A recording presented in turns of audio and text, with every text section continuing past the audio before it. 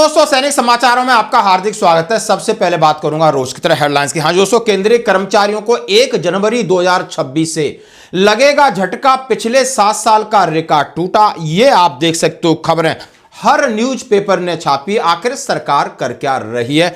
और दूसरी बात मैं कहूंगा, आखिर डीए बढ़ोतरी पर लगेगा झटका, क्यों इतना डीए कम, और इसका असर पड़ेगा 8वें वेतन आयोग के फिटमेंट फैक्टर पर। और दोस्तों, बहुत इंपॉर्टेंट चीज, यदि आप ग्वालियर में रह रहे हो, आप एक्स सर्विसमैन हो, डिपेंडेंट्स हैं, तो आपके लिए फ्री मेडिकल चेकअप कल यानी 13 तारीख को कहां पर है, कौन से डॉक्टर कर रहे हैं और क्या क्या सुविधा है, इसके बारे में आपके साथ वीडियो शेयर करूंगा। और मैं बात करूंगा एक्स सर्विसमैन रैली, हर समस्या का समाधान। अब देश में हर जगह एक्स सर्विसमैन रैली आयोजन किया जा रहा है, जिसमें आपकी जॉब को लेकर, आपकी समस्याओं को लेकर, आपकी ग्रीवेंस को लेकर विस्तार से चर्चा होगी। और दोस्तों, मैं बात करूंगा रेलवे में शिकायत, यानी रेलवे की शिकायत, यानी फौज के जेसीओ जवानों ने किया कि आखिर AC2 में ये क्या हो रहा है, और रेलवे में मचा हड़कंप। और बात करूंगा बॉर्डर पर बवाल, यानी 21 लोग, वाहन गिरा खाई में, 21 लोग हुए हताहत, यानी जीवन उनका हुआ समाप्त। तो दोस्तों, खबर करते विस्तार से, सबसे पहले आपके सामने रखना चाहता हूं केंद्रीय कर्मचारियों के लिए बुरी खबर, नए साल में डीए पर लग सकता है झटका। केंद्रीय कर्मचारियों को लगेगा झटके पे झटका, 8वें पे कमीशन में 50 लाख कर्मचारियों को क्या होगा फायदा, केंद्रीय कर्मचारियों को अगले महीने मिलेगी बुरी खबर। मतलब आप ये देख सकते हो, हर प्रकार की हेडिंग के साथ कई अखबारों ने इसको प्रमुखता दी है। आखिर ये है क्या, और इसमें विस्तृत चर्चा की गई है कि केंद्रीय कर्मचारियों के लिए जनवरी में निकल जाएंगे आंसू, 7 साल में पहली बार सबसे कम बढ़ेगा डीए। हाँ जी दोस्तों, महंगाई बढ़ रही है, और महंगाई नहीं बढ़ रही है, संसद का शीतकालीन सत्र चल रहा है, वहां वंदे मातरम को लेकर बहस हो सकती है, लेकिन महंगाई को लेकर बहस नहीं हो पा रही, वहां पर बेरोजगारी को लेकर बहस नहीं हो पा रही, वहां पर धर्म, जात, भेद, मतभेद, इनके ऊपर संसद नूरा कुश्ती कर रहे हैं संसद के अंदर सांसद महोदय। अभी मैं आपको प्रियंका गांधी का वीडियो में शेयर करूंगा कि सरकार इसके ऊपर जवाब दे। महोदय, आज की यह बहस सिर्फ ध्यान भटकाने के लिए की जा रही है, क्योंकि ये सरकार इस देश के वर्तमान की असलियत छिपाना चाहती है। आज देश का युवा कितना परेशान है, कितनी मुश्किल में है, पेपर लीक होते रहते हैं, बेरोजगारी है, महंगाई इतनी बढ़ चुकी है, इसकी चर्चा हम सदन में क्यों नहीं कर रहे हैं? आरक्षण के साथ जो हो रहा खिलवाड़ है, उसकी चर्चा हम यहाँ क्यों नहीं कर रहे हैं? महिलाओं की बात होगी, बड़े बड़े ऐलान होंगे, मगर उनकी परिस्थितियों को सुधारने के लिए कोई ठोस कदम यहाँ क्यों नहीं उठाया जा रहा है? इन्हीं दरवाजों के बाहर खड़े होकर पत्रकार तरह आपने कहा कि आरोप मत लगाइए बगैर तथ्य के, तो मैं बोलूं कि नहीं बोलूं? नहीं, बिल्कुल नहीं। नो, आप उधर की बात मत बोलो, आप जल्दी से सदन में जो कुछ भी बोले वो तथ्यों से बोले। आपको हर चीज ऑथेंटिक करनी पड़ेगी, इसलिए आप तथ्यों से बोलें। अच्छा सर, बड़े बड़े शहरों में प्रदूषण है, लेकिन हम इस सदन में बैठकर सिर्फ छोटी छोटी बातें करेंगे। जी, जो अतीत की बातें हैं ना, जो बार बार आप चाहते हैं कि हम पीछे देखें, लेकिन हम आगे भविष्य की बात, वर्तमान की बात, जो असली समस्याएं हैं उनकी बात न करें, ये छोटी बात होती है।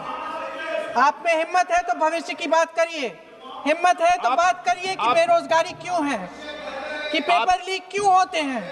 वहां पर महंगाई के मार से आम आदमी जूझ रहा है, और यहां पर महंगाई भत्ते के नाम पर सरकार कर्मचारियों और पेंशनरों के साथ खेल खेल रही है। और खेल का खुलासा इस प्रकार हुआ कि केंद्रीय कर्मचारियों के जनवरी में निकल जाएंगे आंसू। अब ये कह रहे हैं कि इसकी बढ़ोतरी 2% होगी, और इसका बुरा प्रभाव फिटमेंट फैक्टर पे पड़ेगा। जैसे कि अमर उजाला ने जिसको एनालिसिस किया, उन्होंने कहा है 1.2 यानी 1.2 करोड़ केंद्र सरकार के कर्मचारी पेंशनर्स को नए साल में अपनी सैलरी में मामूली बढ़ोतरी से ही काम चलाना पड़ सकता है, क्योंकि डेयरनेस अलाउंस और डेयरनेस रिलीफ 2% इजाफे की उम्मीद की जा रही। इससे डीए 58% से पहुंचकर 60% के करीब हो जाएगा। अगर ऐसा होता है तो यह पिछले 7 साल में सबसे कम बढ़ोतरी होगी। बिल्कुल बिल्कुल, जैसे जैसे 8वां वेतन आयोग आ रहा है, फिटमेंट फैक्टर की हम उम्मीद कर रहे हैं, वहां पर डीए आपका सिकुड़ता जा रहा है। All India consumer price index से इसके आंकड़ों के मुताबिक केंद्र सरकार के कर्मचारियों पेंशन भोगियों को इस बार इतनी कम डीए हाइक से झटका जरूर लगेगा। जुलाई 2018 के बाद 3% से कम डीए कभी नहीं बढ़ा। 2018 के बाद 3 से कम नहीं बढ़ा, अब 2 पर आ गया है। जैसा कि जनवरी 2026 का डीए रिवीजन इसी वजह से है जरूरी, क्योंकि उन्होंने कहा कि सरकार का 10 साल का टर्म्स 31 दिसंबर 2025 को खत्म हो रहा है। यानी आप समझ सकते हो 15-16 दिन बाद आपका 10 साल खत्म हो जाएंगे। और जुलाई से दिसंबर की जो बढ़ोतरी होती है वो 7वें वेतन आयोग की है, लेकिन इसकी घोषणा जनवरी 2026 से लागू होती है, मार्च तक होगी, लेकिन यह सबसे कम रहा 2018 के बाद। और इसी को लेकर रस्साकसी हो रही है, लेकिन इसमें टर्म्स ऑफ रेफरेंस में लागू करने की कोई साफ तारीख नहीं की गई। कमीशन के पास अपनी, उन्होंने कहा 8वें वेतन आयोग को लेकर कहा 18 महीने में रिपोर्ट दी जाएगी, लेकिन डीए बढ़ेगा और डीए को सरकार इसी तरीके से कछुए की चाल में बढ़ाएगी। आप समझ सकते हो कि 2 साल का समय लगेगा। यदि आपका 60% जनवरी 2026 में होता है और 2% फिर जुलाई 2026 में बढ़ाती है तो आपका 62% होता है। 4% 2027 का लगा दीजिए तो आप समझ सकते हो यानी 66% होता है, और 2028 के मिड में होता है तो लगभग कयास लगा रहे हैं कि खूब 2028 में भी 70% से ज्यादा आपका डीए नहीं बढ़ेगा, जैसे ही लोग पहले से ही लोगों ने अब इसका आकलन शुरू कर दिया था। अब ये कह रहे हैं क्या कहता है सीपीआई आईडब्ल्यू का डेटा। लेबर ब्यूरो ने अक्टूबर 2025 तक के एआईसीपीआई नंबर जारी कर दिए। जुलाई 2025 में 146.5 था, वहां पर बढ़ा था 1.5 पॉइंट बढ़ा है। अगस्त में 147.1 हुआ, 0.6 पॉइंट बढ़ा। सितंबर में 1473 हुआ, 0.2 बढ़ा। अक्टूबर में 147.7 0.4 बढ़ा। लेकिन संभवतः इनसे कम जो बढ़ोतरी देखी जा रही है, और इस हिसाब से लगभग डीए आपका 60% पर पहुंचेगा। क्या सिर्फ 2% ही बढ़ेगा डीए? सिनेरियो 1 और सिनेरियो 2 में इन्होंने बहुत अच्छे से एक्सप्लेन किया है क्यों 2% ही बढ़ेगा। आप देख सकते हो राउंड ऑफ में जाएगा, 60 के ऊपर जाएगा, 60.21 हो सकता है, 60.55 हो सकता है, लेकिन सरकार का जो राउंड ऑफ का तरीका है जो कि 60.50 हो या 60.99 हो, वो 60 ही इंक्लूड करेगी। ये भी एक ड्रॉबैक है, इसके ऊपर भी इन्होंने चिंता जताई, इसमें सुधार की आवश्यकता है। तो आपके सामने देखा कि सरकार डीए बढ़ोतरी में कंजूसी कर रही, राउंड ऑफ करने में कितनी कंजूसी कर रही, 60.99 होगा तब भी आपको 60 ही मिलेगा, जैसा कि विगत में हो चुका है। तो यह है सरकार का तरीका, यानी हाथी के दांत दिखाने के कुछ और खाने के कुछ, और संसद में इसी बात पर सवाल पूछा जाता है तो सरकार इसका जवाब देने से बचती है। तो दोस्तों अब बढ़ते हैं एक और अगली खबर की तरफ। यदि आप ग्वालियर में रह रहे हैं, यदि आप फौजी हैं, आपका परिवार है, तो आपके लिए सिम्स, जैसा आप जानते हो, सिम्स मल्टी स्पेशलिटी हॉस्पिटल निःशुल्क एक मेडिकल कैंपिंग करने जा रही है, और ये होगा बीएसएफ कॉलोनी भिंड रोड के ऊपर। आप देखें जहां पर पेट्रोल पंप है बीएसएफ कॉलोनी में, इंडियन वेटरन ऑर्गेनाइजेशन और उनके अध्यक्ष कैप्टन शत्रुघ्न सिंह तोमर, उनकी टीम इसको ऑर्गेनाइज कर रही है।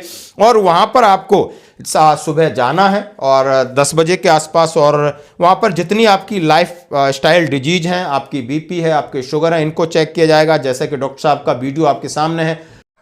भारतीय दिग्गज संगठन आईबीओ जिला ग्वालियर मध्य प्रदेश द्वारा टीम के सम्मानित सदस्यों के अनुरोध पर सिम्स हॉस्पिटल के द्वारा दिनांक 13 दिसंबर 25 को शनिवार के दिन प्रातः 10 बजे एक निःशुल्क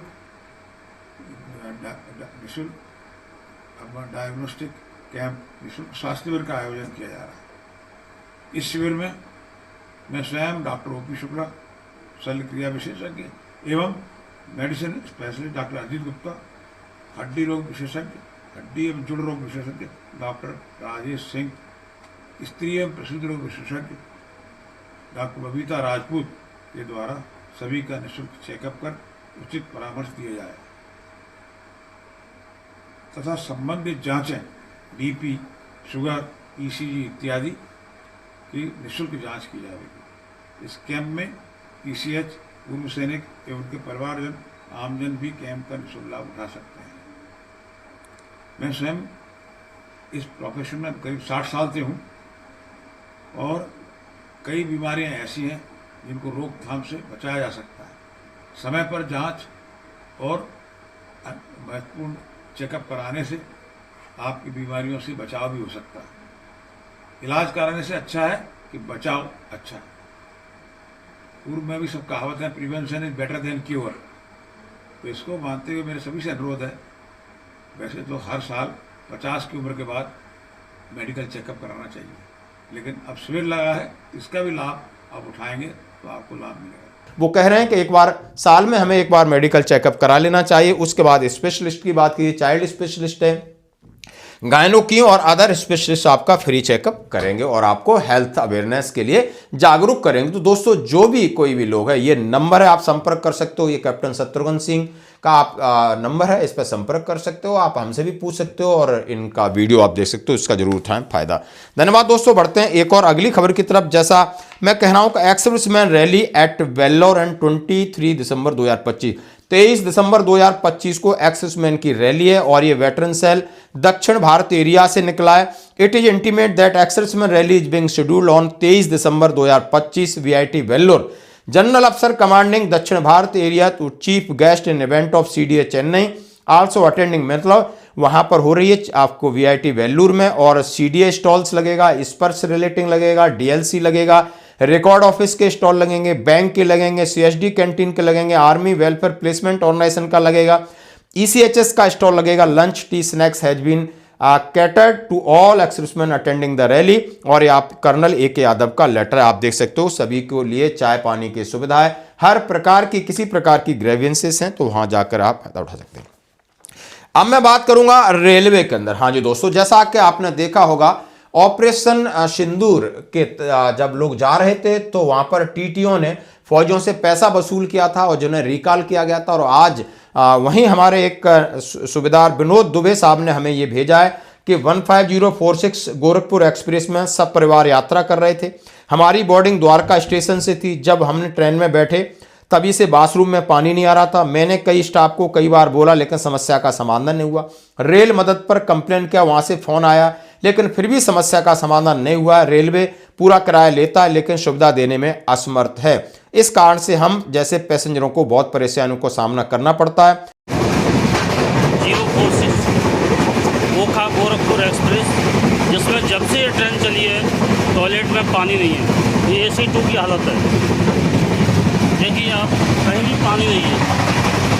जब से ट्रेन चली है कहीं भी पानी नहीं। देखिए आप, ये मैंने खोल के दिखाया आपको, इसमें भी पानी नहीं आ रहा है, वॉशरूम में भी नहीं आ रहा है, बाहर भी नहीं आ रहा है।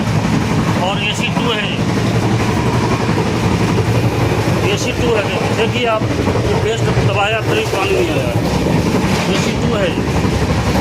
ये हालत है हमारी ट्रेन की। देखिए आप, कहीं भी पानी नहीं आ रहा है।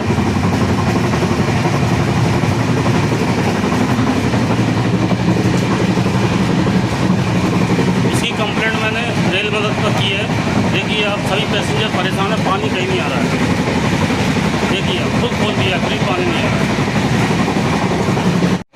देखिए, रेलवे द्वारा समस्या का समाधान किए बिना ही कंप्लेंट को क्लोज कर दिया है। देखिए अब पानी नहीं आ रहा है लेकिन कंप्लेंट क्लोज कर दी है। ये है, देखिए बटन दबाया लेकिन पानी नहीं आ रहा है। ये देखिए आप, बिल्कुल पानी नहीं आ रहा है लेकिन कंप्लेंट क्लोज, पर्ची रिपोर्ट लगाकर क्लोज कर देते हैं।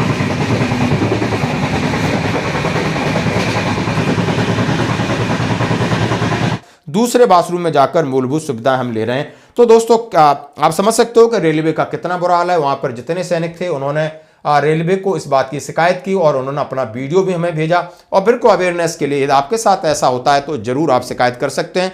तो दोस्तों, और एक बड़ी दुखद खबर, यानी बॉर्डर पर गहरी खाई में गिरा ट्रक, 21 मौतें। अरुणाचल प्रदेश में सड़क दुर्घटना 21 लोगों की मारे जाने की आशंका है। और ये तिनसुकिया जिले से 22 लोग एक ट्रक में जा रहे थे, अनियंत्रित होकर खाई में गिरा, जिसमें आसाम के 21 लोग सवार थे। ट्रक के कम से कम 1000 फीट नीचे गिरने की आशंका जताई जा रही है।